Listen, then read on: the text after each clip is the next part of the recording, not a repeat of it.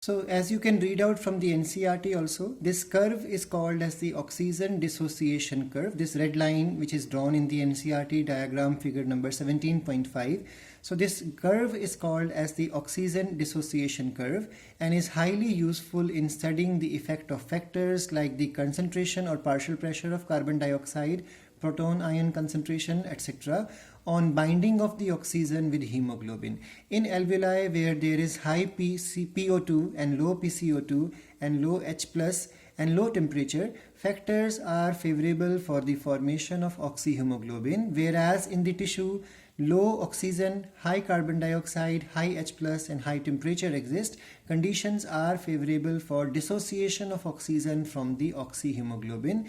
This clearly indicates that oxygen gets bound to the hemoglobin in lung surface and dissociates at the tissue level. And every 100 ml of the oxygenated blood delivers only 5 milliliter of oxygen to the tissues under the normal physiological conditions.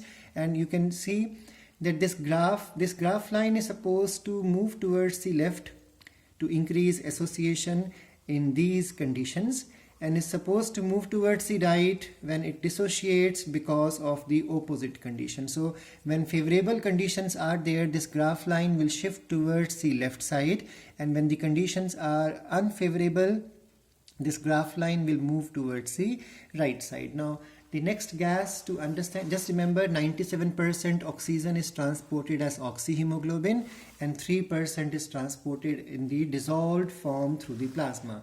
Now the next gas to understand is the transport of the carbon dioxide. So the carbon dioxide gas, 7% of the carbon dioxide is dissolved in the plasma of the blood. So remember, there are two methods of transport in the plasma itself. One is the physical solution, second is the chemical solution. When you say chemical solution, we mean to say salts. So there are three ways carbon dioxide is transported in dissolved form, in the form of salts, and third, when it joins with the hemoglobin. So the 7% of the carbon dioxide dissolves in the plasma just like it dissolves in the water, because we all know plasmas, 90 to 92% portion of the plasma is nothing but water. So the plasma will allow the water present in plasma will have the ability to dissolve 7% of carbon dioxide in this. And then the second method is that the about 70% of the carbon dioxide is transported in the form of chemical solution, and you can also call them as the salts. For this, the carbon dioxide first enters into the RBC. So there is an equation which is even mentioned in the NCERT on page 275, that the water reacts with the carbon dioxide which is present in the plasma in the presence of the carbonic anhydrase, in the presence of the metal ion cofactor which is the zinc, and then it gives rises to the carbonic acid. This enzyme is important, otherwise this reaction is very slow. And then this carbonic acid dissociates into protons and the bicarbonate. Now there is a complete thing I have explained in the form of notes here.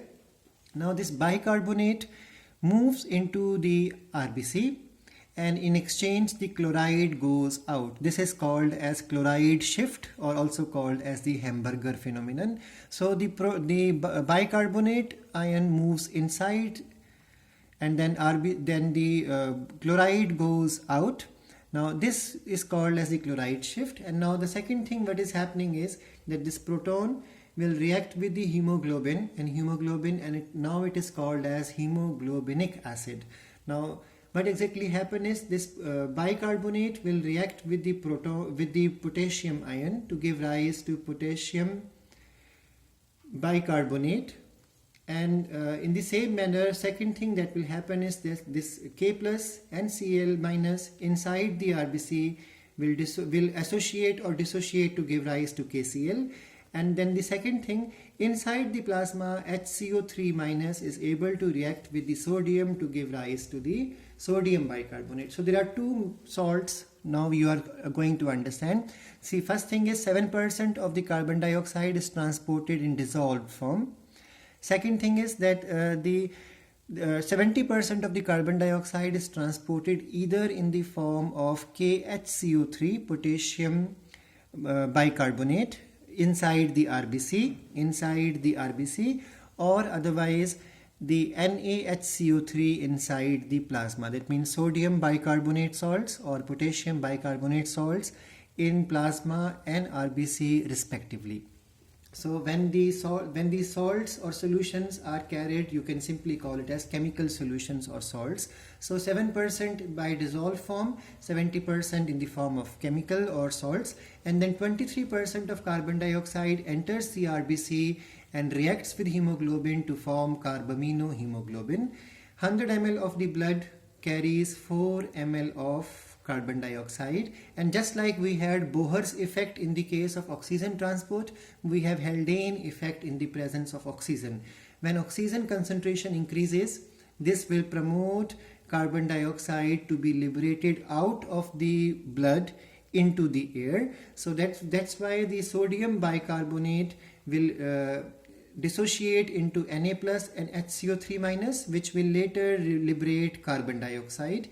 KHCO3 in the same manner will liberate carbon dioxide, and carbonic acid also will liberate carbon dioxide. These equations are because of Haldane's effect, and Haldane's effect means the increased presence of the partial pressure of oxygen will cause the carbon dioxide to be liberated out of the blood and it goes into the air. So this is how we have covered the transport of gases in detail. In the next class, we will start with the topic of the various terms which are associated with the breathing and the pigments, and we will finish this chapter with the topic of regulation of breathing along with the diseases which are possible in the case of respiratory system.